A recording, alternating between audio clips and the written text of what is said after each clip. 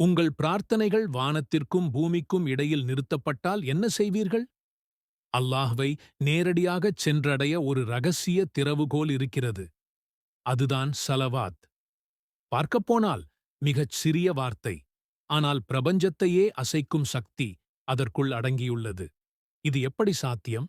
வாருங்கள் விரிவாகப் பார்ப்போம். ஸலவாத் என்பது நபி ஸல்லல்லாஹு அலைஹி வஸல்லம் அவர்கள் மீது அல்லாஹ் பொழியும் கருணை மற்றும் நாம் அவர் மீது காட்டும் அன்பின் வெளிப்பாடு. அல்லாஹும்ம ஸல்லி அலா முஹம்மத் என்ற இந்த சிறிய வாக்கியத்திற்குள் நம் வாழ்வின் போக்கையே மாற்றியமைக்கும் மாபெரும் சக்தி மறைந்துள்ளது. திருக்குரான் மிகத் தெளிவாகக் கூறுகிறது, நிச்சயமாக அல்லாஹ்வும் அவனுடைய மலக்குகளும் நபியின் மீது ஸலவாத் சொல்கிறார்கள். நம்பிக்கையாளர்களே, நீங்களும் அவர் மீது ஸலவாத் சொல்லி சலாம் கூறுங்கள். இது சாதாரண வேண்டுகோள் அல்ல, இது அல்லாஹ்வின் நேரடி ஆணை. நாம் ஒருமுறை ஸலவாத் சொல்லும்போது கோடிக்கணக்கான வானவர்கள் நம்முடன் சேர்ந்து ஆமீன் சொல்கிறார்கள். அவர்களே நமக்கு துணை நிற்கும்போது நமது நிலை எப்படி உயரும் என்று கற்பனை செய்து பாருங்கள். நபி ஸல்லல்லாஹு அலைஹி வஸல்லம் அவர்கள் கூறினார்கள், யார் என் மீது ஒருமுறை ஸலவாத் சொல்கிறாரோ அவருக்கு அல்லாஹ் 10 நன்மைகளை எழுதுகிறான், 10 பாவங்களை மன்னிக்கிறான், 10 அந்தஸ்துகளை உயர்த்துகிறான், மேலும் அவருக்காக 10 ஸலவாத் திரும்பச் சொல்கிறான். சுருக்கமாகச் சொன்னால், நன்மைகள் உங்கள் கணக்கில் பொக்கிஷமாய்ச் சேரும், பாவங்கள் இருந்த இடம் தெரியாமல் அழிக்கப்படும், சுவர்க்கத்தின் அந்தஸ்து உச்சத்தை நோக்கி உயரும்.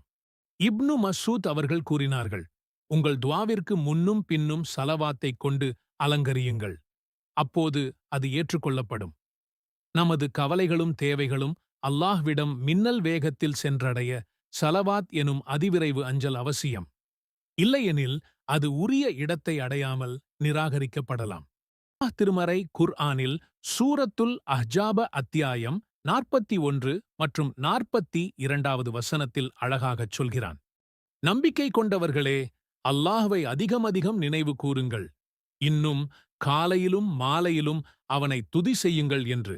ஆகையால் காலையிலும் மாலையிலும் அல்லாஹ்வை நினைவு கூற வேண்டும். மேலும் ஒரு அடியான் அல்லாஹ்வை திக்ர் செய்தால் வானவர்கள் அல்லாஹ்வை நோக்கி, உன் அடியான் உன்னை அழைக்கின்றான், அவன் அல்லாஹ்வின் கருணையும் மன்னிப்பையும் கேட்கின்றான் என்று கூறுவார்கள்.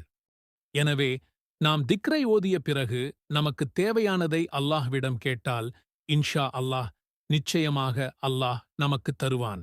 நாம் எந்த திக்ரை ஓத ஆரம்பிக்கும்போது முதலில் ஸலவாத்து சொல்லிய பிறகுதான் ஆரம்பம் செய்ய வேண்டும். ஆகையால் நான் சிறிய ஸலவாத்து, அதுவும் அனைவருக்கும் தெரிந்த ஸலவாத்து சொல்லி ஆரம்பம் செய்கின்றேன். அல்லாஹும்ம ஸல்லி அலா முஹம்மதின் வ அலா ஆலி முஹம்மதின்.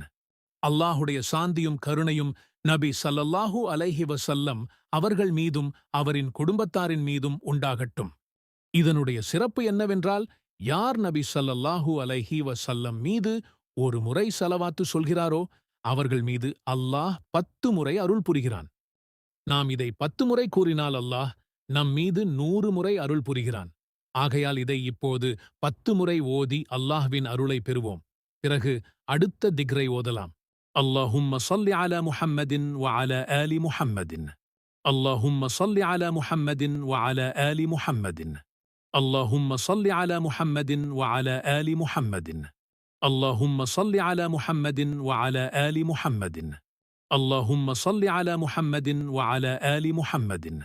அல்லாஹும்ம ஸல்லி அலா முஹம்மதின் வ அலா ஆலி முஹம்மதின். அல்லாஹும்ம ஸல்லி அலா முஹம்மதின் வ அலா ஆலி முஹம்மதின். அல்லாஹும்ம ஸல்லி அலா முஹம்மதின் வ அலா ஆலி முஹம்மதின். அல்லாஹும்ம ஸல்லி அலா முஹம்மதின் வ அலா ஆலி முஹம்மதின். அல்லாஹும்ம ஸல்லி அலா முஹம்மதின் வ அலா ஆலி முஹம்மதின். அல்லாஹும்ம ஸல்லி அலா முஹம்மதின் வ அலா ஆலி முஹம்மதின். நபி ஸல்லல்லாஹு அலைஹி வஸல்லம் அவர்கள் கூறினார்கள், யார் இந்த வார்த்தைகளை ஒரு நாளில் 100 முறை சொல்கிறாரோ அவரின் பாவங்கள் கடலின் நுரை போன்றதாக இருந்தாலும் மன்னிக்கப்படும். சுப்ஹானல்லாஹி வ பிஹம்திஹ். இதன் பொருள், அல்லாஹ் மிகவும் தூய்மையானவன், தனது புகழைக் கொண்டு குறைகள் அனைத்தையும் விட்டும் தூய்மையானவன். சுப்ஹானல்லாஹி வ பிஹம்திஹ். சுப்ஹானல்லாஹி வ பிஹம்திஹ். சுப்ஹானல்லாஹி வ பிஹம்திஹ். சுப்ஹானல்லாஹி வ பிஹம்திஹ். சுப்ஹானல்லாஹி வ பிஹம்திஹ். சுப்ஹானல்லாஹி வ பிஹம்திஹ். சுப்ஹானல்லாஹி வ பிஹம்திஹ். சுப்ஹானல்லாஹி வ பிஹம்திஹ்.